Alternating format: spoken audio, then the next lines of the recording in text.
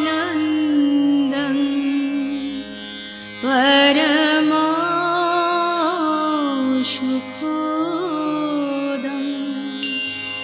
केवलं ज्ञानमूर्ति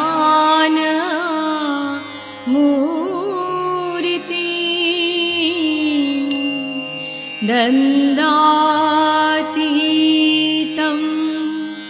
गगनसदृश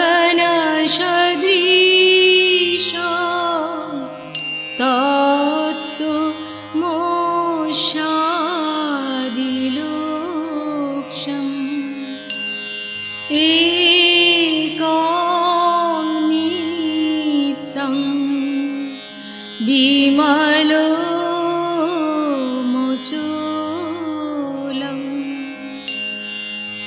सर्वधी साक्षी भूता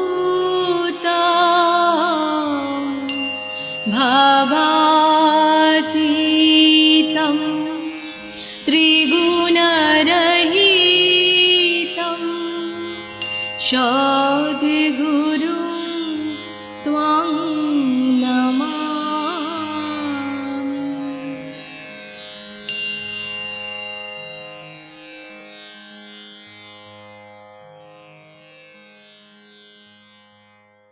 নমস্কার, জয়গুরু জয় মা। সকলকে নিগম বার্তা চ্যানেলে আরেকবার স্বাগত জানাই আজকের এই সাপ্তাহিক সান্ধ্য অনুষ্ঠানে।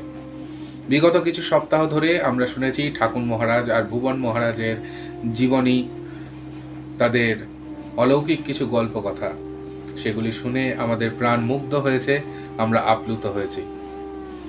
আজ একটু ভিন্ন রস নিয়ে উপস্থিত হয়েছি আপনাদের কাছে।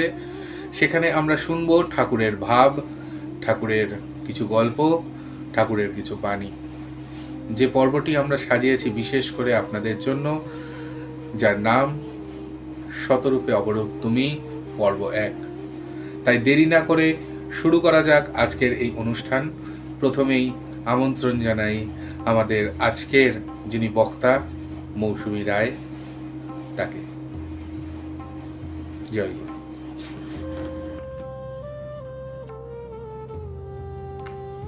জয়গুরু। প্রাণের আরাধ্য দেবতা পরমহংস পরিব্রাজকাচার্য শ্রী 108 স্বামী নিগমানন্দদেবের রাঙা রাতুল চরণে আমার শত সহস্র প্রণাম নিবেদন করে আজকের ঠাকুর প্রসঙ্গ শুরু করছি। জয়গুরু। ঠাকুর মহারাজ স্থূলদেহে যখন ছিলেন, তার এক শিষ্য বলেছিলেন, ঠাকুর, তোমার ফটোর সামনে বসে তোমায় পুজো করতে অত ভালো লাগে না যত না ভালো লাগে তোমার সামনে বসে তোমার কথা শুনতে। তো ঠাকুর উত্তরে বলেছিলেন, দেখো, আমার এই স্থূল দেহটা চিরদিন থাকবে না, এই ফটোই থাকবে। এই ফটো পুজো করেই তুমি তোমার মনের সব কথা আমায় জানাতে পারবে, এবং তোমরা যা তোমাদের উন্নতি দরকার এই ফটো পুজোর মাধ্যমে, ফটোকে পুজো করার মধ্যে দিয়েই তোমরা পাবে। আমরাও তো সেই ঠাকুরকে স্থূল দেহে দেখিনি। আমাদের সম্বল ঠাকুরের ফটো এবং তার সময়কার যে সমস্ত শিষ্য ভক্ত সন্ন্যাসী বৃন্দ যারা ছিলেন, পার্ষদরা যারা ছিলেন, তাদের লিখিত কিছু পুস্তক, সেটুকুই আমাদের সম্বল। সেই পুস্তকের বর্ণনা, সেই পুস্তকের ধারা বিবরণী আমাদেরকে পৌঁছে দেয় ঠাকুরের সেই সময়ের একটু হলেও, সামান্য হলেও, যেটুকু যার ধারণ ক্ষমতা আমরা ঠাকুরকে গ্রহণ করি, তার কৃপা লাভ করি, তাকে অনুভব করি তাদের বর্ণনার মধ্যে দিয়ে। আজকেও আমার সামনে একটি বই আমি খুলে বসেছি, সেটি হচ্ছে শতরূপে অপরূপ নিগমানন্দ। তার শিষ্য ভক্তরা, তার সময়কার যারা ছিলেন, তারা দেখেছেন স্বচক্ষে সেই রূপ। তারা বিভিন্নভাবে তাদের লেখনীতে বর্ণনা করেছেন তার সেই শতরূপের বর্ণনা। তাই বইয়ের মাধ্যমে তুমি শতরূপে অপরূপ, এই আমাদের আজকের খোঁজা, আজ আমার চেষ্টা। খুব ক্ষুদ্র, খুব সামান্য চেষ্টা, কিন্তু নিজে যা অনুভব করেছি, যে আনন্দ অনুভূতি বই থেকে লাভ করেছি, আজ সেটুকু সবার কাছে ভাগ করে নেওয়া, এই উদ্দেশ্য। তাহলে শুরু করি আজকে একটি ছোট্ট সামান্য অংশ শতরূপে অপরূপ নিগমানন্দের পঞ্চম খণ্ড থেকে, যিনি লিখছেন, যে লেখকের লেখাটি আজকে আলোচনা করতে বসেছি, তিনি হচ্ছেন শ্রী রাখাল চন্দ্র পাল। পূর্ব পাকিস্তানের ফরিদপুর জেলার ঘড়িসার গ্রাম, এই গ্রামেরই তিনি অধিবাসী এবং এখানকারই কিছু ঘটনা, ঠাকুর প্রসঙ্গ, ঠাকুরকে পাওয়া, তাদের কিছু সময়ের জন্য ঠাকুরকে পাওয়া, ঠাকুরকে ঘিরে তাদের যে আনন্দ, যে উদ্দীপনা, যে আন্তরিকতা, সেই কথা আজকের আমাদের আলোচ্য বিষয়। জয়গুরু। ঘড়িসার গ্রামের শ্রী চন্দ্রকান্ত দাস বলে ঠাকুরের এক অতি প্রিয় শিষ্য ছিলেন। এই শ্রী রাখালচন্দ্র পাল দাদা তার কথা খুব আলোচনা করেছেন এই লেখন তার এই লেখাটির মধ্যে। লেখাটি হচ্ছে ঘড়িসার সারস্বত সঙ্গে শ্রী শ্রী ঠাকুর। তো এই শ্রী চন্দ্রকান্ত দাস দাদার কথা একটু বলি, যে উনি 1329 সালে তিনি যখন ঘড়িসার গ্রামে আসেন, তখন সেখানে তিনি ছাড়া আর কোনো ঠাকুরের শিষ্য ভক্ত ছিল না। তো তিনি ঠাকুর এসে খুব দুঃখী হয়ে গেছিলেন। ঠাকুরকে দিন বলতেন, মনে মনে বলতেন যে ঠাকুর, আমি এখানে আমার একটু ভালো লাগছে না, কারণ আমার কোনো শিষ্য ভক্ত এখানে নেই, তুমি একটু ব্যবস্থা করে দাও। তো ঠাকুর তাকে একদিন রাত্রে স্বপ্ন দিয়ে বলেছিলেন যে দেখো, যদি কেউ যদি কোনো সদানুষ্ঠান চেষ্টা করলে ভগবান বা গুরু তার সহায় হন। ঠাকুর এটা তাকে ধ্যানে রাত্রিবেলায় স্বপ্নে বলেছিলেন। তো সেইভাবে তিনি কি করতেন না, পাড়া প্রতিবেশীদের কাছে ঠাকুরের কথা বলে বেড়াতেন, চেষ্টা করতেন যাতে কিছু শিষ্য ভক্ত ঘড়িসারে হয়। তো ঠিক এরকম দেখতে দেখতে ঠিক 1 বছরের মধ্যে 1330 সালে কি হলো না, বেশ কিছু শিষ্য ভক্ত তিনি জুটিয়ে ফেললেন এবং সৃষ্টি হলো ঘড়িসার সারস্বত সঙ্গের। অল্প শিষ্য ভক্ত, কিন্তু তারা অত্যন্ত ঠাকুরগত প্রাণ, তারা প্রত্যেকে ঠাকুরকে ভালোবাসে, তাদের আন্তরিক ইচ্ছায় তৈরি হলো সেই 1330 সালে ঘড়িসার সারস্বত সংঘ। এই চন্দ্রকান্ত দাস দাদা প্রায়ই ঠাকুরের আশ্রমে চলে যেতেন। কখনো কোনো দীক্ষার্থীকে পেলে তাকেও টানতে টানতে নিয়ে যেতেন, সেখানে কাউকে যদি দীক্ষা নিতে চাইতেন তিনি ঠাকুরের কাছে তাকে নিয়ে যেতেন। তো এরকম 1330 সালে তিনি একবার ময়নামতি আশ্রমে, ঠাকুর তখন, তো ময়নামতি আশ্রমে তিনি একজন দীক্ষার্থীকে নিয়ে গেছেন। তো নিয়ে গিয়ে কী হয়েছে না, ওদিন যখন সকালে বাল্য ভোগ দেয়, যেমন অল্প অল্প প্রসাদ দেওয়া হয় সেরকমই প্রসাদ দেওয়া হয়েছে, কিন্তু চন্দ্রকান্ত দাদার মনটা ভরেনি। ভাবছে এইটুকু প্রসাদ দিলেন আমাকে, আরও যদি পুরোটাই যদি পেতাম তবে আর কি খুশি হতেন, যা হয় আর কি ঠাকুরের প্রসাদ। কিন্তু মনে মনে ওটা রেখেছি যে এটা বলা তো ঠিক হবে না, তাই চুপচাপ চলে গেছেন। দুপুরবেলায় যখন ঠাকুরকে খেতে দেওয়া হয়েছে, মানে প্রসাদ ভোগ দেওয়া হয়েছে ঠাকুরের, প্রচুর তরকারি ব্যঞ্জন সমস্ত সাজিয়ে দেওয়া হয়েছে, তো ঠাকুর কি করলেন, সামান্য স্পর্শ করে পুরো থালাটাই তিনি তার সেবককে বললেন যে যাও, এটা পুরো থালাটা চন্দ্রকান্তকে দিয়ে এসো। সেবক কিছু না বলে চলে গেলেন, তাই থালাটি নিয়ে দিয়ে এলেন চন্দ্রকান্ত দাদাকে। চন্দ্রকান্ত দাদা তো একেবারে অবাক হয়ে গেছে, বলছে ঠাকুর সত্যিই ভাবগ্রাহী জনার্দন। সকালবেলায় যেটা মনে মনে চিন্তা করেছিলেন তিনি, সেটা আজকে ঠাকুর কি করে জানতে পেরে গেলেন। ঠাকুর তাকে পুরো প্রসাদ পাঠিয়ে দিয়েছেন। যাই হোক, ঠাকুর যখন পাঠিয়েছেন তিনি সম্পূর্ণ খেয়েছেন। কিন্তু কি হলো, খাওয়ার পর থেকে তার প্রচণ্ড জ্বর এলো, খুব শরীর খারাপ, একবারে কাঁপুনি দিয়ে জ্বর এলো। আর বিছানায় চুপ করে শুয়ে আছেন। তো সন্ধ্যাবেলায় ঠাকুর সেবককে বললেন যাও তো দেখে আসো তো চন্দ্রকান্ত আসছে না কেন। সেবক গেলেন, গিয়ে বললেন ঠাকুর ওনার খুব জ্বর, উনি উঠতে পারছেন না, তাই একবার ডেকে নিয়ে এসো। সে তো অতি কষ্টে সেবকের ঘাড়ে হাত দিয়ে চন্দ্রকান্ত দাদা অতি কষ্টে এসে পৌঁছালেন ঠাকুরের কাছে। তো ঠাকুর দেখে এতটা বুঝতে পারেননি, বলে না না না না যাও যাও যাও, তুমি গিয়ে শো, তোমাকে আর উঠে আসতে হবে না, বিশ্রাম করো। তো আবার গিয়ে বিছানায় শুয়ে পড়লো। সেদিন রাত্রে আবার ঠাকুরকে যথারীতি ভোগ দেওয়া হলো, পঞ্চ ব্যঞ্জন সাজিয়ে ঠাকুরকে যেরকম রাত্রে ভোগ দেওয়া হয় সেরকম দেওয়া হয়েছে। এবারও ঠাকুর সামান্য অংশ নিয়ে আবার সেবককে বললেন যে যাও, ও পুরোটা চন্দ্রকান্তকে খাইয়ে দিয়ে এসো। সেবক কী করবেন, ঠাকুরের আদেশ, তিনিও গেলেন। চন্দ্রকান্ত দাদা তখন কিন্তু আর খাওয়ার মতো অবস্থা নেই, কিন্তু ঠাকুর যেহেতু জোর করে খেতে বলেছেন, ওই সেবক তাকে জোর করে পুরোটা খাইয়ে দিয়ে এলেন, একদম গলা পর্যন্ত খাইয়ে দিয়ে চলে এলেন। ও মা, কি হলো, কিছুক্ষণ পরই কি ঠাকুরের প্রসাদ খাওয়ার পরই চন্দ্রকান্ত দাদার জ্বর একেবারে সেরে গেল। এতক্ষণ আমরা শুনলাম মৌসুমী রায়ের কণ্ঠে ঠাকুরের কিছু অমূল্য বাণী এবং কিছু অমূল্য কথা। এখন আমরা শুনব ঠাকুরের আরেকটি বাণী আমাদের ছোট্ট একটি শিষ্যা ইহিনী মণ্ডলের কণ্ঠে।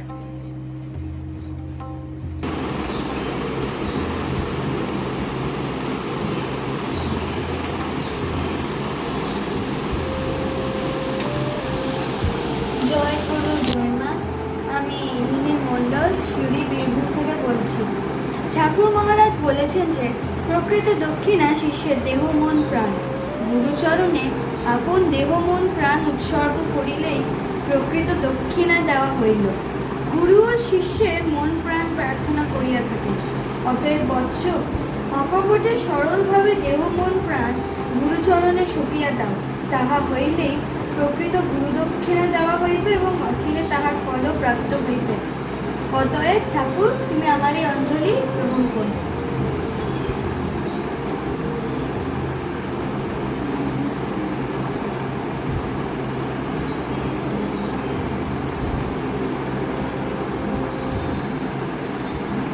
অঞ্জলি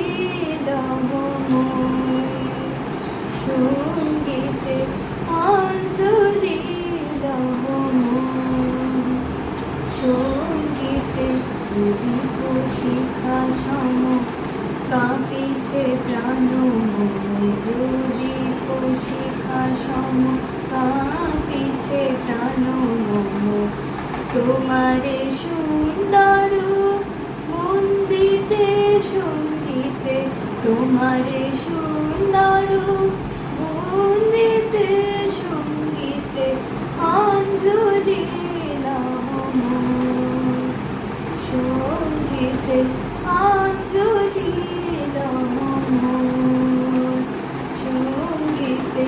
তোমার দেবালয়ে কি সুখে কি জানি, তোমার দেবালয়ে কি সুখে কি জানি, দুলে দুলে উঠে আমার দেহখানি। আরতি নৃত্যের ভঙ্গিতে সঙ্গীতে, আরতি নৃত্যের ভঙ্গিতে সঙ্গীতে, অঞ্জলি সঙ্গীতে, অঞ্জলি সঙ্গীতে। লকে বিকশিল প্রেমের শতদল, গন্ধে রূপে রসে ডলিছে টলমল। লকে বিকশিল প্রেমের শতদল, গন্ধে রূপে রসে ডলিছে টলমল।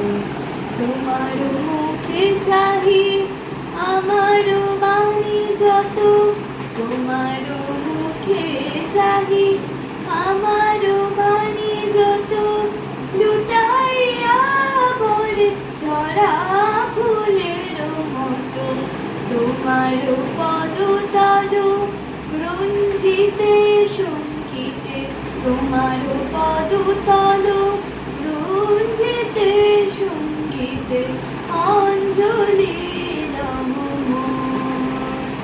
সঙ্গীতে, অঞ্জলি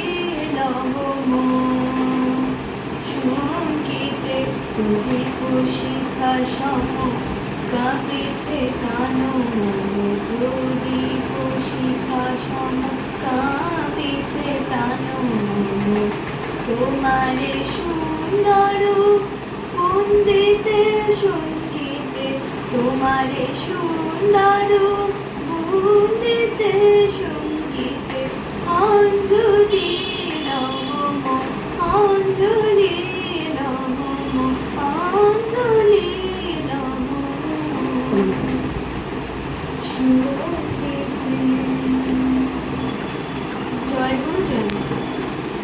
খুব সুন্দর বাণীটি পাঠ করে আমাদের শোনালেন ইহিদি মণ্ডল। আমরা চলে যাব ঠাকুরের পরবর্তী কথায়। আবার পুনরায় আমরা স্বাগত জানাচ্ছি মৌসুমী রায়কে। জয়গুরু।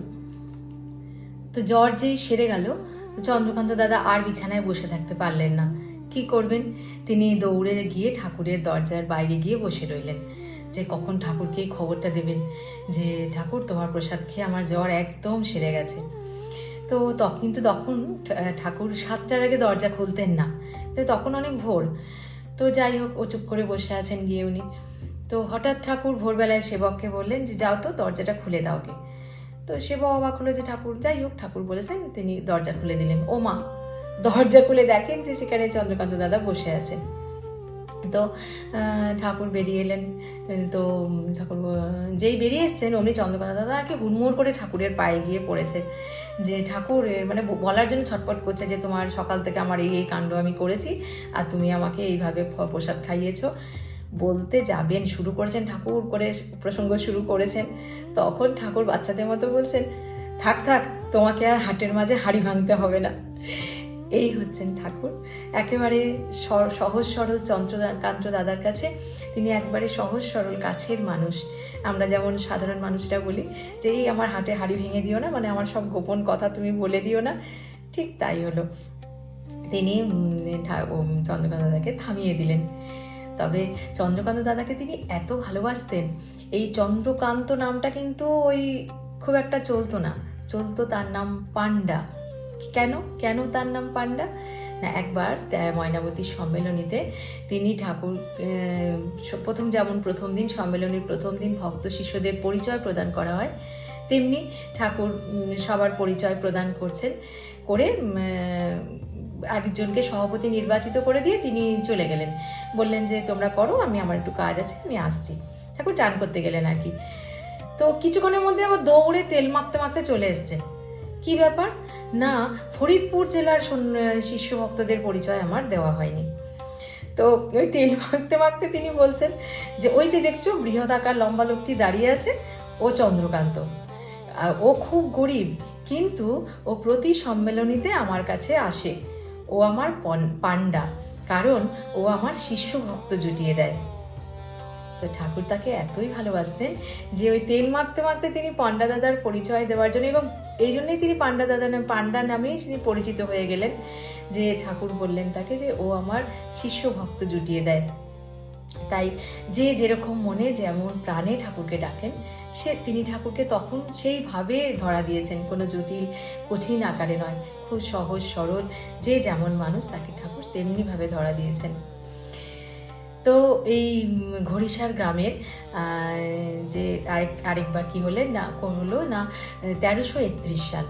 তো তখন এই চন্দ্রকান্ত দাদার খুব ইচ্ছে হলো ওই সম্মেলনীতে যাবার কথাটি বলি, যে ওই ময়নামতী সম্মেলনীতে তার খুব যাওয়ার ইচ্ছে হলো, কিন্তু হাতে অর্থ নেই, মাত্র 1টি টাকা সম্বল। তো কি করবেন তিনি না, ওই 1টি টাকা নিয়েই বেরিয়ে পড়লেন, এবং ওই 1টি টাকা দিয়ে যেতে গেলে স্টিমারে করে যেতে হতো চাঁদপুর বলে, হরিশার থেকে চাঁদপুর বলে একটি জায়গায় আসতে হতো, সেই চাঁদপুর থেকে স্টিমার ধরতে হতো। তো ওই চাঁদপুর আসতে ওনার 1 আনা খরচ হয়ে গেল, হাতে থাকলো মাত্র 11 আনা। এবার স্টিমারের অনেক ভাড়া, কি করে যাবেন, কিন্তু যেতে তাকে হবেই, তার ইচ্ছে হয়েছে যখন তাকে যেতে হবে। তো কি হলো না, উনি দাঁড়িয়ে আছেন, স্টিমারও এসে গেছে চাঁদপুরে, এবার উঠতে হবে, সব লোকজন উঠছে, উনিও উঠে পড়লেন। কিন্তু মনের মধ্যে একটা দুশ্চিন্তা যে এক তো টিকিট নেই, দ্বিতীয়ত অতটা রাস্তা উনি যাবেন কি করে, কি মানে ভীষণ দুশ্চিন্তা। হঠাৎ তার পেছন দিকে এক ভদ্রলোক একটি সুটকেস রেখে বলে উঠলো, জয় গুরু। তো যেই বলে উঠেছে অমনি চন্দ্রকান্ত দাদা পিছন ফিরে বলছে, জয় গুরু, তার মানে তো আমার গুরু ভাই, ঠাকুরের শিষ্য হবেন। ঠিকই তাই, এক ভদ্রলোক তিনিও সম্মেলনে যাচ্ছেন, এবং জয়গুরু বলেছেন বলে উনি পরিচয় দিয়ে ওনাকে জড়িয়ে ধরলেন।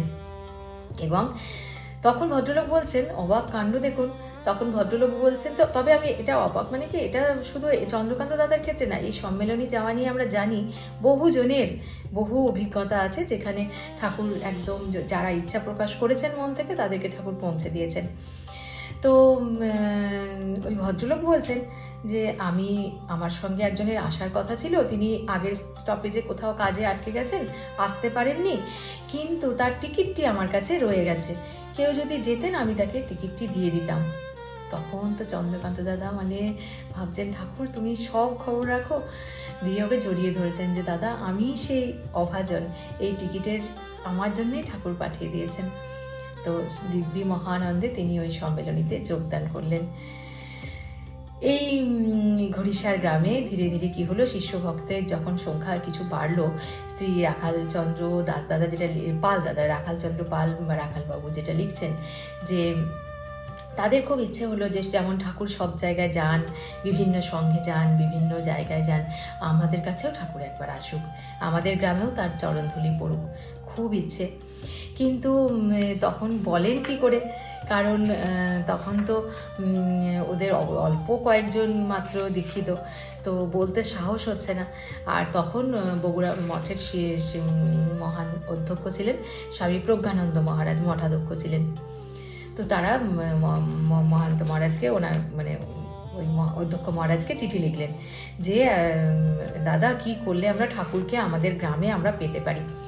তো তখন যেমন হয় মহান্ত মানে যারা অধ্যক্ষ থাকেন মাথায় কাজের চাপ থাকে, তো তখন গৃহ নির্মাণ চলছে, মঠের সংস্কার, গৃহ সংস্কার চলছে, অপ্রচুর অর্থের দরকার। আমাদের যেরকম মহারাজরা একটু বলেন মাঝে মাঝে, না বললে তো আমরা বুঝি না, তাদের তো বিশাল বড় সংসার। তো তিনি কি করলেন, ঠাকুর জানেন না ব্যাপারটা, তিনি বললেন যে এই প্রজ্ঞানন্দ মহারাজ যে তোমরা যদি 500 টাকা দিতে পারো, তখন 500 টাকার অনেক মূল্য, 500 টাকা দিতে পারো তাহলে তোমরা ঠাকুরকে তোমাদের গ্রামে পেতে পারো। ওদের তো মাথায় একদম বজ্রাঘাত হলো যে কি করে তাহলে হবে, এই কটা মাত্র শিষ্য এবং সবাই খুব অবস্থা সেরকম ভালো নয়, আর 500 টাকা তাদের কাছে অনেকখানি। তবুও দেখুন তারা কত ধৈর্য ধরে 2 বছর মনের আন্তরিক ইচ্ছে নিয়ে যে ঠাকুরকে আমরা আনবই, 2 বছর ধরে মাত্র 250 টাকা জোগাড় করতে পারলেন।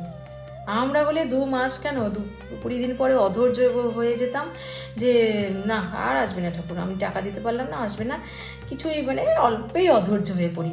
2 বছর ধরে ঠাকুরের অপেক্ষা করে আছে ওখানকার শিষ্য ভক্তরা যে আমরা আনবই। যে আবার চিঠি লিখলেন যে দাদা আমরা এর বেশি আর জোগাড় করতে পারছি না, আমরা কি করব বলে দিন। ব্যাস প্রজ্ঞানন্দ মহারাজ তো তখন বলে দিলেন, শোনো তোমরা ওতে আমি ঠাকুরকে পাঠাতে পারবো না, আমার এখন ঠাকুর যেতে পারবেন না। খুব মন খারাপ হয়ে গেল সবার। কিন্তু এই যে প্রজ্ঞানন্দ মহারাজ এবং ঘড়িসার বাসীর মধ্যে যে কনভারসেশন চলছে সেটা কিন্তু ঠাকুর জানতেন না, ঠাকুর তখন অন্য জায়গায় ছিলেন, তো বেলঘড়িয়ায় ছিলেন তখন। তো হঠাৎ তিনি কি করলেন না, বেলঘড়িয়া থেকে ঠাকুর প্রজ্ঞানন্দ মহারাজকে চিঠি লিখলেন। কি লিখলেন চিঠিতে, ঘড়িসারবাসীর আকুল আহ্বান আমাকে আকর্ষণ করিতেছে, আমি 9ই কার্তিক আসিতেছি, তোমরা প্রস্তুত হও। ভাবা যায়, ঠাকুর কিছুই জানেন না এই বিন্দু বিসর্গ, তিনি হঠাৎ চিঠি লিখে জানালেন প্রজ্ঞানন্দ মহারাজকে যে আমি 9ই কার্তিক আসছি, তোমরা প্রস্তুত হও। ঘড়িসারবাসী আমাকে ডাকছে, তাহলে আকুল প্রাণে ঠাকে ডাকলে তিনি অবশ্যই সাড়া দেন। তিনি কত দূরে আছেন তবুও তিনি সব জানেন, তিনি নিশ্চয়ই সাড়া দেন। 1340 সালে ঘড়িসার তিনি এলেন, বেলঘড়িয়া থেকে রওনা হয়ে তিনি এখানে এলেন। সঙ্গে এলেন ভুবনানন্দ ব্রহ্মচারী এবং নীলমণি দাদা এবং আরও অনেকে, নৃপেন্দ্রনাথ রায়, যোগেশ্বর গঙ্গোপাধ্যায়, নরেশচন্দ্র পাকরাশি, হরপ্রসাদ রায়, প্রসন্ন কুমার দাস, আরও অনেকে তখন মহান মহান যারা শিষ্য ছিলেন, পার্ষদ ছিলেন ঠাকুরের, তারা সকলে এলেন ঠাকুরের সঙ্গে। ঘড়িসারবাসীর তো আনন্দের শেষ নেই, মানে সেই থরে থরে লোক আসছে, তাদের আয়োজন মানে চিন্তা, ঠাকুরকে কোথায় রাখবেন, কি করবেন, কোথায় বসাবেন, সে বিস্তৃত বর্ণনা রাখালচন্দ্র মহাশয় লিখেছেন। রাখালচন্দ্র দাদা গুরু ভাই আমাদের ছিলেন, তিনি লিখেছেন যে কিভাবে তারা অল্প পরিসরে বিভিন্ন ব্যবস্থা করলেন, সে বর্ণনায় আমি আর যাচ্ছি না অতটা। তো এবং ঠাকুর আসার হিসেবে 10ই কার্তিক কি হলো না, ঘড়িসারে একটা তারা ছোট্ট করে বিভাগীয় সম্মেলনী করলেন, কারণ ঠাকুর এসেছেন, এত তার পার্ষদরা এসেছেন, একটু আনন্দ ঠাকুরকে নিয়ে তো তারা করবেনই। তো সেই সুন্দরভাবে চললো। ওই দিন সকাল 9টার সময় ঠাকুর যে পণ্ডা দাদা সেই ঠাকুর তাকে বললেন যে আমার এখানে যে সমস্ত মানে অনেক দিন আগে তো তিনি দীক্ষা নিয়েছেন যাদেরকে, তো আমার এখানে পুরুষ ও মেয়ে শিষ্য কে কে আছে তাদের নাম ও দীক্ষার স্থান বলো। তো পাণ্ডা দাদা কি করলেন না এক এক করে সবার নাম বললেন, কিন্তু তিনি একজনের নাম না বললেন না। তিনি হলেন যশোদা সুন্দরী ঘোষ। তিনি পণ্ডা দাদারই আত্মীয় এবং তার বাড়িতেই থাকেন। কিন্তু কি হয়, আমরা সাধারণ যারা তারা আমরা বড় বেশি নিজেকে গুরুত্বপূর্ণ মনে করি এবং আমরা ভাবি যে আমরা সবার বিচার করে দেবো, এ ভালো, এ খারাপ, এ ঠিক নয়, আমি ঠিক, এটা আমাদের সাধারণ মানে শিষ্য ভক্তদের মনের মধ্যে থাকে। তো পণ্ডা দাদাও সেই ভেবে কেন বললেন না, ওই যশোদা সুন্দরী ঘোষ দিদি উনি ওই পাড়ার রাম ঠাকুর বলে একজনের কাছে যেতেন এবং সেটাকে ওনারা বাকিরা শিষ্যভক্তরা খারাপ চোখে দেখতেন। তারা মনে করতেন আমাদের ঠাকুর থাকতে ও রাম ঠাকুরের কাছে কেন যায়, রাম ঠাকুরের কাছে যাওয়াটা তো তার অন্যায়। এই ভেবে তিনি তার নামটা বললেন না। ঠাকুর দেখুন কি করলেন না, তার নামে পাণ্ডা দাদার মনে হলো যশোদা দিদি আমাদের ঠাকুরের আশ্রিত হয়েও রাম ঠাকুরকে বেশি ভালোবাসেন, সুতরাং তার নাম না করাই ভালো। ঠাকুর বলে উঠলেন, একটি মেয়ের কথা তুমি বললে না, সে প্রত্যহ সকাল সন্ধ্যায় আকুলভাবে আমার নিকট প্রার্থনা করে। তিনি আরও বললেন, আজ সে আসতে পারেনি কারণ সে এখন অসূর্য স্পর্শা। এই কথা শুনে তখন তো পণ্ডা দাদা একেবারে মানে অপ্রতিভ হয়ে পড়লেন। বললেন, ঠাকুর কাল স্নান করে তিনি নিশ্চয়ই আপনার কাছে আসবেন। তো ঠাকুর হলেন অন্তর্যামী। আমরা যদি ভুল করেও তাকে কিছু তার কাছে লুকোনোর কিছু নেই, তিনি সব জানেন। তিনি আমাদের পরীক্ষা করেন যে আমরা কতটা সত্যের পথে আছি, আমরা কতটা তাকে ভালোবাসি। আর আমরা বিচার করার কেউ নয়, তিনি মাথার উপর আছেন। আবার দেখুন, শুধু তাই নয়, তিনি দীক্ষা দিয়েছিলেন 1330 সালে, 10 বছর আগে, এবং তখন তিনি বলেছিলেন যে যশোদা সুন্দরী সম্বন্ধে তিনি বলছেন 1340 সালে তিনি এই প্রশ্নটা করছেন ঘড়িসার গ্রামে এসে, কিন্তু দীক্ষা দিয়েছিলেন তিনি 1330 সালের 30শে শ্রাবণ, এবং তখন সে একবারই তাকে দেখেছিলেন, আর 10 বছরের মধ্যে কোনো সংযোগ ছিল না। তিনি বলছেন, ঠাকুর আরও বলছেন, গৌরবর্ণা গোল মুখাকৃতি বিশিষ্টা একটি মেয়েকে মাদারীপুরে গোপাল রায়ের বাসায় নিয়ে তুমি দীক্ষা দেওয়াইছিলে, তাহার কথা তো বলিলে না। ভাবুন, মানে ঠাকুর তার বর্ণনা দিলেন, কার বাড়িতে দীক্ষা দেওয়া হয়েছিল সেটা বললেন, সব কিছু পুঙ্খানুপুঙ্খভাবে, অথচ তিনি এই 10 বছরে তাকে দেখেননি। কিন্তু কেন তালে তিনি তাকে মনে রেখেছেন না? ওই যে লাইনটি আছে যে সে প্রত্যহ সকাল সন্ধ্যায় আমাকে আকুল করে প্রার্থনা করে। আমরা পারি না ঠাকুর, আমরা খুব চঞ্চল, আমাদের জপ করতেই মন বসাতে পারি না। এই যে আকুল হয়ে প্রার্থনা করা, এ আমাদের দ্বারা হয়ে ওঠে না, আমার দ্বারা তো হয়ে ওঠেই না। এত চঞ্চলতা, মনের মধ্যে অস্থিরতা, ধৈর্য ধরে স্থির হয়ে থাকতেই পারি না। কিন্তু সেই সামান্য মহিলা, তিনি তাকে ঠাকুরকে এমন করে ডেকেছেন সকাল সন্ধে যে 10 বছর আগে দীক্ষা নিয়ে ঠাকুর তাকে ভুলে যাননি। জয় গুরু। এতক্ষণ আমরা শুনলাম মৌসুমী রায়ের কণ্ঠে আরো কিছু গল্প, আরো কিছু বাণী। আরেকজন আছেন যিনি আমাদের ঠাকুরের আরেকটি বাণী পাঠ করে শোনাবেন। একটি খুদে শিষ্য, যার নাম পরিচয় প্রামাণিক। শুনে নেব পরিচয় প্রামাণিকের কাছ থেকে ঠাকুরের আরেকটি বাণী।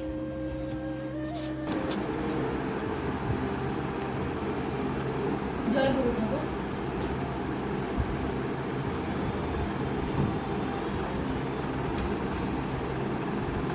জয় গুরু, জয় মা। আমার নাম পরিচয় প্রামাণিক। আমি শিউরি বীরভূম থেকে এসেছি। আর আজকে আমি একটি গান উপস্থাপনা করব, এবং গানটি উপস্থাপনা করার আগে আমি কিছু কথা আপনাদেরকে বলতে চাই। আচার্য নির্বাণানন্দ মহারাজ বালকদের গানে তালিম দিতেন। প্রতি বৃহস্পতিবার বালক দল নতুন নতুন গান ঠাকুরদের শোনাতেন। তখন রবি ঠাকুরের গান, অনেক গান বাঙালিদের কণ্ঠস্থ ছিল। আচার্য মহাশয় নিজে রবি ঠাকুরের গানে সুদক্ষ ছিলেন। হারমোনিয়াম বাজিয়ে তার মন মতো গান বালকদেরকে শেখাতেন আর অভিনয় ভঙ্গিও শেখাতেন। নির্বাণানন্দ মহারাজ খুব সুন্দর বাঁশি বাজাতেন। গভীর রাত্রে সকলে ঘুমিয়ে যাওয়ার পরে তিনি একাকী পুষ্করিণী ঘাটে গিয়ে বাঁশিতে রবীন্দ্রসঙ্গীত গাইতেন। অনেকদিন ঘুম ভেঙে যাওয়ার কারণে অনেকজন আপন মনে বাজানো বাঁশির সুর শোনাবার জন্য বাগানে আসত। একদিন বালক দল আচার্যের শিক্ষা মতো হাতে ফুল ও মালা নিয়ে ঠাকুরের স্বয়ং ঘরে উপস্থিত হলেন। মালা হাতে বয়োজ্যেষ্ঠ ছেলেটি প্রথমে সুললিত গলায় গান ধরল। ওহে সুন্দর মন গৃহে আজি পরম উৎসব রাতি, ওহে সুন্দর আমি রেখেছি মনুষ মন্দিরে, রেখেছি মনুষ মন্দিরে কমলাসন পাতি, ওহে সুন্দর মম গৃহে আজি পরম উৎসব রাতি, ওহে সুন্দর তুমি এসো গৃহে, এসো তুমি এসো গৃহে, এসো হৃদি বল্লভ হৃদয়ে, এসো হৃদি বল্লভ হৃদয়ে, এসো মম অশ্রু নেত্রে করবরি সম করুণ হাস্য ভাতি, মম অশ্রু নেত্রে করবরি সম করুণ হাস্য ভাতি, তব কণ্ঠে দিব মালা, দিব চরণে ফুল ডালা, তব কণ্ঠে দিব মালা, দিব চরণে ফুল ডালা, তুমি সকল কুঞ্জ কানন ফিরে এনেছি যোতে যাতে, তুমি সকল কুঞ্জ কানন ফিরে এনেছি যোতে যাতে, তব পদ তল লীলা আমি বাজাবো স্বর্ণ বীণা, তব পদ তল লীলা আমি বাজাবো স্বর্ণ বীণা, বরণ করিয়া লও তোমারে মন মানস সাথী, ওহে সুন্দর মম গৃহে আজি পরম উৎসব রাতি, ওহে সুন্দর। খুব সুন্দর পাঠ করে শোনালো পরিচয় প্রামাণিক। আমরা পুনরায় ফিরে যাব মৌসুমী রায়ের কাছে। ধন্য হইল ধরণী তোমার রাতুল চরণ পরশিয়া, দীনহীন জন হইল ধন্য তবু কৃপা কণা লোভিয়া, যুগে যুগে তুমি গুরু রূপে আসি ঘুচাও ধরার দুঃখ তাপরাশি, শুষ্ক হৃদয় সিক্ত করো গো করুণা অমৃত সিঞ্চিয়া, নিগমানন্দ রূপেতে এবার প্রকাশিলে যদি ভূতলে, অনাথ কাঙাল মোরা যাচি ঠাই শ্রীচরণ তো রুমুলে। জয় গুরু।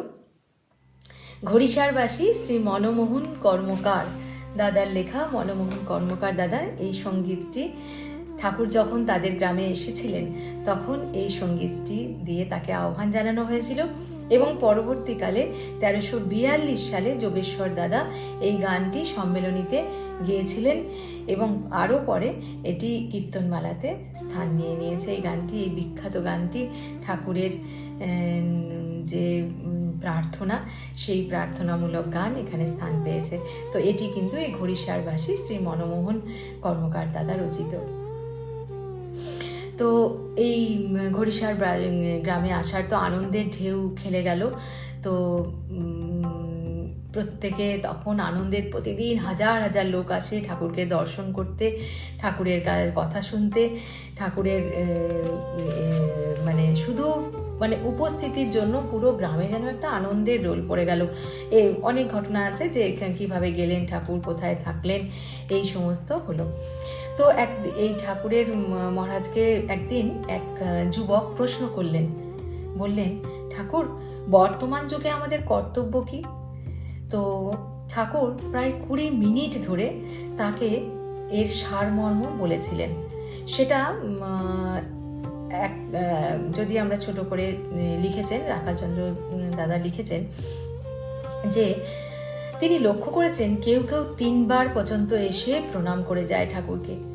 যে দেশের লোক সাধু এসেছে শুনে এত ব্যাকুল হয় যে তিনি সাধু কিনা তাহার প্রমাণ না নিয়ে যেভাবে ভক্তি শ্রদ্ধা প্রদর্শন করে, মনে হয় তারাই যেন প্রকৃত সাধু, তারা ঠাকুরেরও নমস্য। তারপর তিনি বললেন, কেবল এ যুগের বা এদেশের নয়, আমি যা বলতে চাই তা সব দেশে সকলেরই কল্যাণ হবে বলে বলি। আমি তোমাদের মতো একজন সাধারণ মানুষ, কিন্তু জন্ম জন্মান্তরের সাধনায় আজ আমি সাধু হয়েছি, আমি পূর্ণত্ব লাভ করেছি। তবে তোমরাই বা তা হবে না কেন? তোমরাও মানুষ, তোমরাও চেষ্টা করো যাতে প্রকৃত জ্ঞান লাভ করতে পারো, পূর্ণত্ব লাভ করতে পারো। সংসারে মানুষ কত কঠিন কাজ করে, এ চেষ্টা কি তার থেকেও কঠিন? কেবল গুরু বাক্যে বিশ্বাস ও ভগবানে ভক্তি থাকলেই সব পাওয়া যায়। এই বলে তিনি সেই গোপাল টোপালের যে গল্প আছে আমরা জানি, সেটা সকলকে বললেন এবং খুব আনন্দ দান করলেন। 11 তারিখ তো সম্মেলনী হলো। তারপর 12 তারিখ ছিল দীক্ষার দিন। তিনি এই রাখাল চন্দ্র দাদা তার স্ত্রী ঠাকুরের নিকট দীক্ষা নেবেন, কিন্তু তখন তার স্ত্রী 8 মাসের সন্তান সম্ভবা। তো ঠাকুরকে তিনি জিজ্ঞেস করলেন যে, ঠাকুর, আমার স্ত্রীকে দীক্ষা নিতে পারবেন, কারণ তিনি তো সন্তান সম্ভবা 8 মাসের। তো ঠাকুর বললেন যে আমার দিক থেকে কোনো আপত্তি নেই। তখন রাখালদা বললেন, ঠাকুর, তুমি তো বারে বারে এসে সমাজ করে দিয়ে যাও। ঠাকুর একটু হেসে বললেন, তুমি সমাজের কথা সহ্য করতে পারবে তো? তখন রাখালদা বললেন, তোমার কৃপায় পারবো ঠাকুর। কিরকম দেখুন ঠাকুর সমাজকে জানেন যে সমাজ কি প্রতিরোধ আনতে পারে, যে প্রতিষ্ঠিত যে নিয়ম আছে, কিন্তু তিনি আবার বলছেন আমার কোনো আপত্তি নেই। এতটাই তিনি উন্মুক্ত মন, তিনি যুক্তির অবতারণা তিনি করেছেন। অনির্বাণজি লিখেছেন না যে তার কাছে যুক্তি তর্কের নতুন তথ্য আমরা শিখেছিলাম, শুধু প্রথাগত শিক্ষা নয়, তার কাছে আমরা মানে ধর্মীয় সংস্কারের বাইরে গিয়ে যুক্তি দিয়ে সব কিছু শিখেছিলাম। ঠাকুর আবার বলছেন, সদ্গুরু সবসময় দীক্ষা দিতে পারেন, তাতে কোনো বাধা নেই। এই কথা তিনি যোগেশ্বর গাঙ্গুলি যোগানন্দ মহারাজকেও বলেছিলেন যে তার স্ত্রীও যখন যে দীক্ষা নিতে কোনো অসুবিধে নেই। তো যাই হোক, তিনি নিয়মের বাইরে গিয়েও তিনি শুধু বলতেন যে সদ্গুরু সবসময় দীক্ষা দিতে পারে, তাতে কোনো বাধা নেই। তো আমরা সেই সদ্গুরুর সন্তান। তো আরেকটি কথা বলি যে যখন এই ঠাকুরের এই ওদের সম্মেলনী চলছে, এই আনন্দ উৎসব চলছে, তখন ঠাকুর একটি ময়নামতিতে একটি ঘটনা ঘটেছিল। এই সম্মেলনীতে নয়, ময়নামতি সম্মেলনীর একটি বর্ণনা লিখেছেন রাখাল চন্দ্র দাদা, তিনি বলছেন সম্মেলনীর প্রথম দিন 1337 সালে ময়নামতিতে, তখন 37 সালে ময়নামতি শ্রীমৎ আত্মারাম সরস্বতী মহারাজ তখন অধ্যক্ষ ছিলেন। আর সম্মেলনীর প্রথম দিন ঠাকুর মহারাজ সভায় উপস্থিত আছে। তখন শ্রীমৎ স্বামী প্রজ্ঞানন্দ সরস্বতী মহারাজ সভার মধ্যে দাঁড়িয়ে সমস্ত ভক্তগণকে উদ্দেশ্য করে বললেন, আমি ঠাকুরের কাছে কিছুই পাইনি, আপনারা যদি কিছু পেয়ে থাকেন তবে এখানে তা বলুন। এই কথা শুনে শ্রী শ্রী ঠাকুর মহারাজ ভক্তদেরকে সেরকম আদেশ করলেন। আমার মনে হয় ঠাকুরই বলেছিলেন প্রজ্ঞানন্দ মহারাজকে যে শিষ্যদের ভক্তদের মনটা বোঝার জন্য, যে তারা কি চায়, ঠাকুরের কাছ থেকে তারা কি চায়, এটার জন্য ঠাকুর মহারাজ সেরকম আদেশ করলেন যে আমরা কিছুই পাওনি, তা কে কে হয় পাওনি, যদি কেউ কিছু পেয়ে থাকো তা বলো। তখন সমবেত সমস্ত ভক্তগণ কি করলেন, উঠে কেবল কাঁদতে লাগলেন, বললেন, ঠাকুর আমরা অনেক পেয়েছি, ঠাকুর আমরা যথেষ্ট পেয়েছি। তখন ঠাকুর তাদের সকলকে বসতে বলছেন, মানে কথাটা শুনলে চোখে জল আসে। ঠাকুর বলছেন, তোরা কিছু পাসনি বললে আমার যে লজ্জায় মাথা হেঁট হয়ে আসে রে। তিনি আরো বললেন যে এখনই কিছু পেতে চাও আমার কাছে এসো, আমি তাকে এখনই দিচ্ছি। কিন্তু ঠাকুরের এই কথা বলার পর আর কেউ উঠল না। তখন ঠাকুর বললেন, তোমরা সকলেই পচা ধসা, আমি যে অগ্নি তোমাদের মধ্যে দিয়েছি তার ফলে একদিন ভিজা কাঠ ধোঁয়াইতে ধোঁয়াইতে দপ করিয়া জ্বলিয়া উঠিবে। তোমরা অবশ্য সত্য বস্তু লাভ করিবে। আমার কাছে যাহারা আসিয়াছ তাহাদের জীবন বৃথা যাইবে না। এত বড় ঠাকুর অঙ্গীকার দিলেন যে তোমরা যদি বলো যে না আমরা ঠাকুরের কাছে কিছু পাইনি এসে, তাহলে আমি যে আমার মাথা হেঁট হয়ে আসে। ঠাকুর বলছেন, মানে তিনি কতটা কষ্ট পান আমরা যদি বলি যে আমরা কিছু পাইনি, ঠাকুর তোমার কাছে এসে তাই আমরা অনেক পেয়েছি। আর ঠাকুর কি বলছেন যে ওই পাওয়াটা কোনো বস্তুগত পাওয়া নয়, পাওয়াটা অন্তরের পাওয়া, যেটা ভিজে কাঠকে যেমন ধীরে ধীরে শুকোতে শুকোতে সে দপ করে শুকিয়ে গেলে জ্বলে ওঠে, আমাদের সমস্ত গ্লানি কালিমা সব মুছে যেদিন স্বচ্ছ পরিষ্কার চিত্ত হব আমরা, ধপ করে আগুন জ্বলে উঠবে আমাদের মধ্যেও চেতনার উন্মেষ হবে, আমাদের চিত্ত শুদ্ধ হবে, আমরা তবে তাকে গ্রহণ করতে পারব। এই কথা বলে ঠাকুর মহাপ্রভু এবং তার ভক্ত মুকুন্দের গল্প বলেছিলেন তাদেরকে, যে মুকুন্দ কি করেছিল না, ঠাকুরকে প্রশ্ন করেছিল যে ঠাকুর মানে গৌরাঙ্গকে, শ্রী গৌরাঙ্গ নিকট বলেছিল যে প্রভু তোমার কৃপা কবে তোমার কৃপা পাবো। তখন গৌরাঙ্গ মহাপ্রভু তাকে বলেছিলেন, ওই বৃক্ষে যত পাতা আছে তত জন্মের পর পাবে। তো এ কথা শুনে নাকি ভক্তপ্রবর মুকুন্দ আনন্দে নাচতে নাচতে বলেছে, পাবো তো, লক্ষ জন্ম পরে হলেও তো পাবো। এই আশ্বাস তিনি আনন্দে আত্মহারা হয়ে মহাপ্রভু নিজে গিয়ে তাকে আলিঙ্গন করে কাঁদতে লাগলেন। এই গল্পটা বলে ঠাকুর বললেন, আসল কথা হলো বিশ্বাস। এই বিশ্বাসের জোরে তোরা সব পেতে পারিস। তো এই বিশ্বাস আমাদের মধ্যে থাকতে হবে যে আমরা তার সন্তান, আমরা সেই মহাপুরুষ, সেই সদ্গুরুর সন্তান, যাকে একটু ভালোবাসলে, একটু বিশ্বাস করলে আমরা আমাদের জাগতিক বস্তু থেকে মুক্ত হতে পারি, জাগতিক টান থেকে, মোহ মায়া থেকে মুক্ত হতে পারি। তার ভালোবাসায়, তার কৃপায় আমরা ধন্য হতে পারি।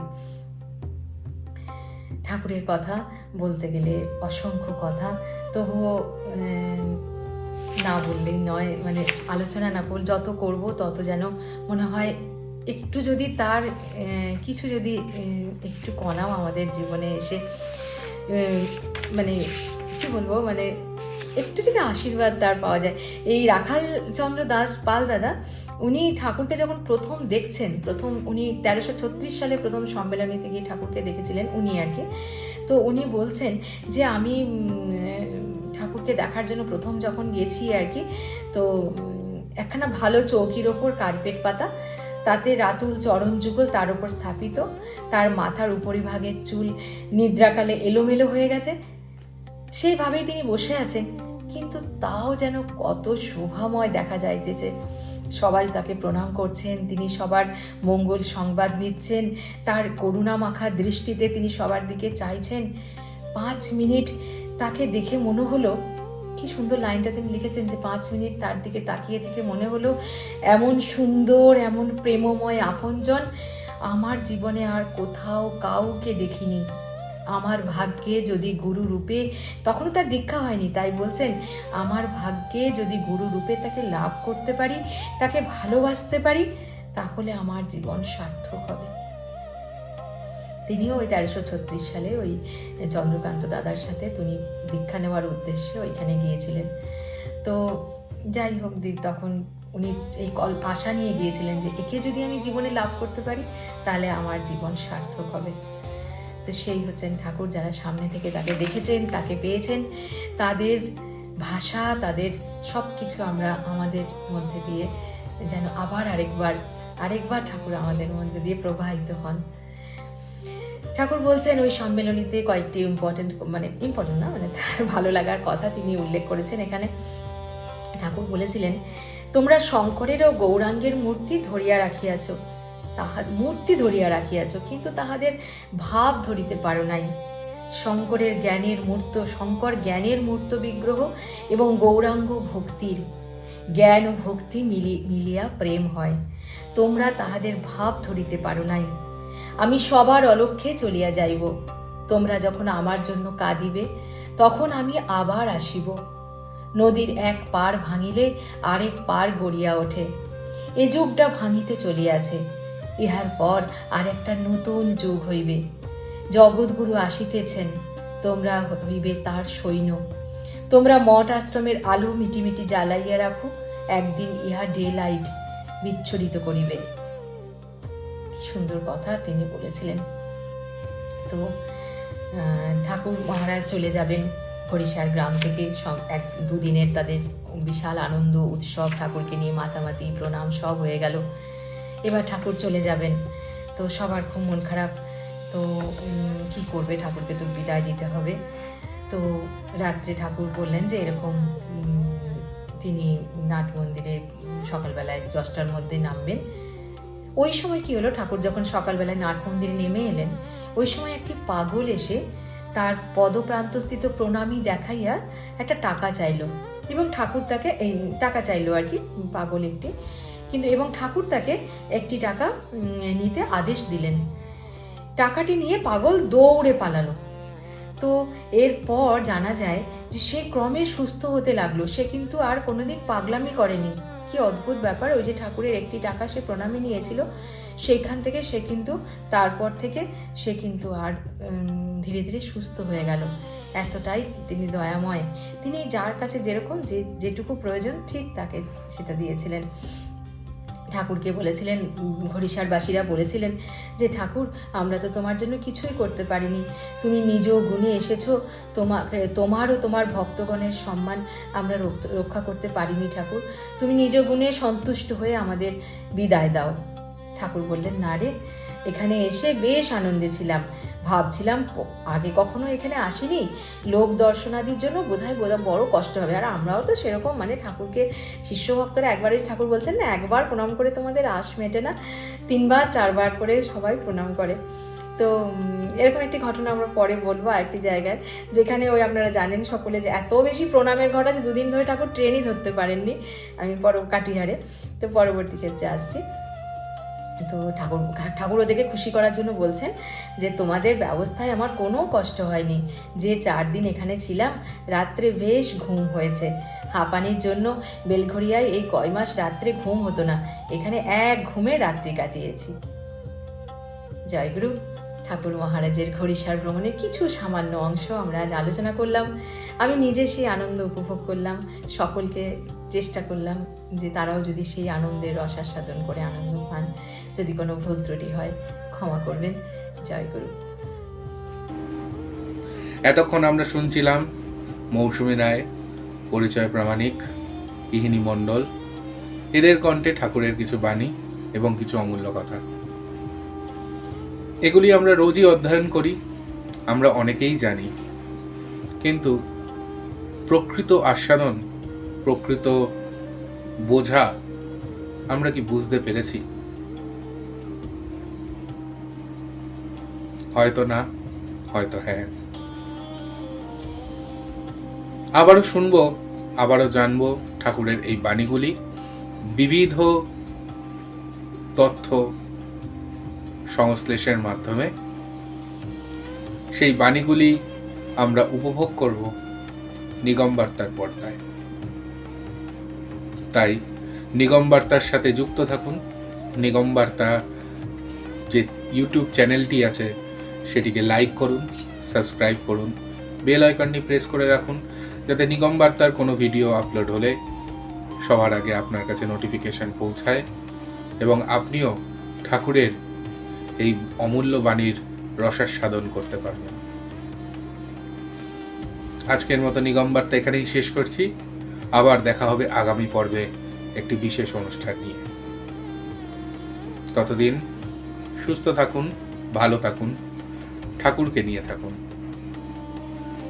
জয় গুরু, জয় মা।